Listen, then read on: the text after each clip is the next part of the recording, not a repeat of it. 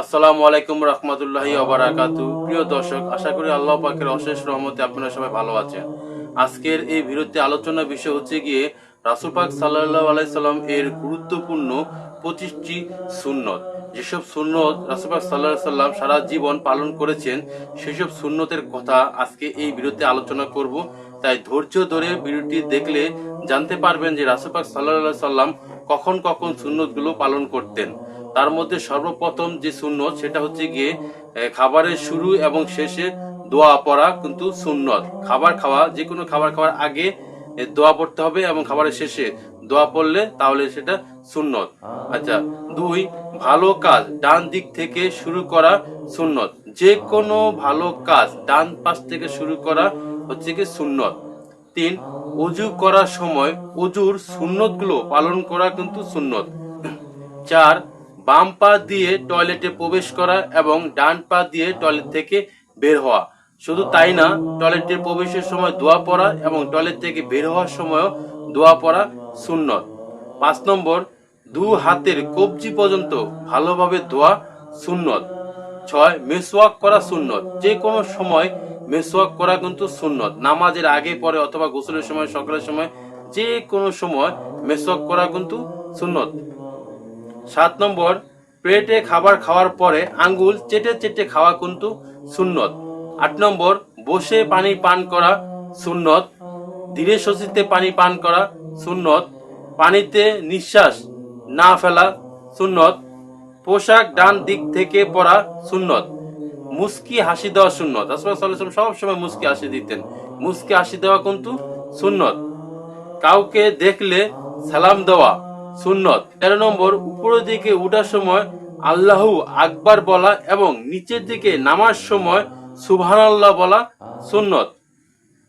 তাহাজ্জুদের নামাজ পড়া সুন্নত। গভীর রাতে তাহাজ্জুদের নামাজ পড়া কিন্তু সুন্নত।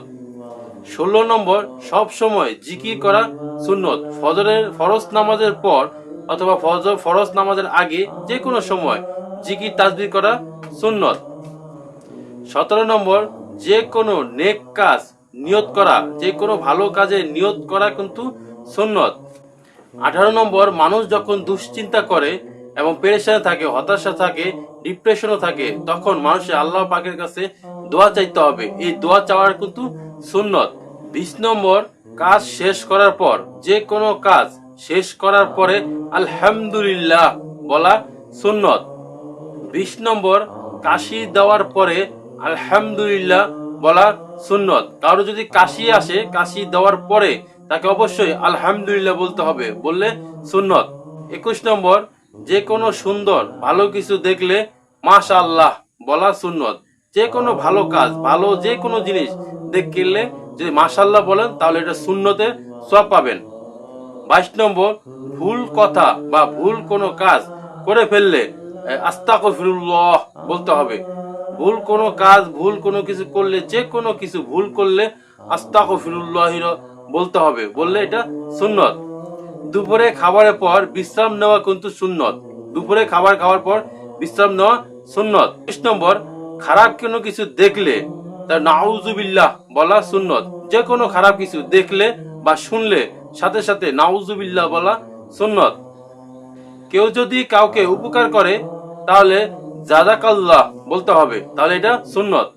প্রিয় মুমিন মুত্তাকিন ভাই ও বোনেরা, আজকে আমরা এই ভিডিও থেকে জানলাম কোন কাজ করলে সুন্নত হবে এবং রাসূল পাক সাল্লাল্লাহু আলাইহি ওয়াসাল্লাম যেসব কাজ করতেন, যে সুন্নতি কাজ করতেন।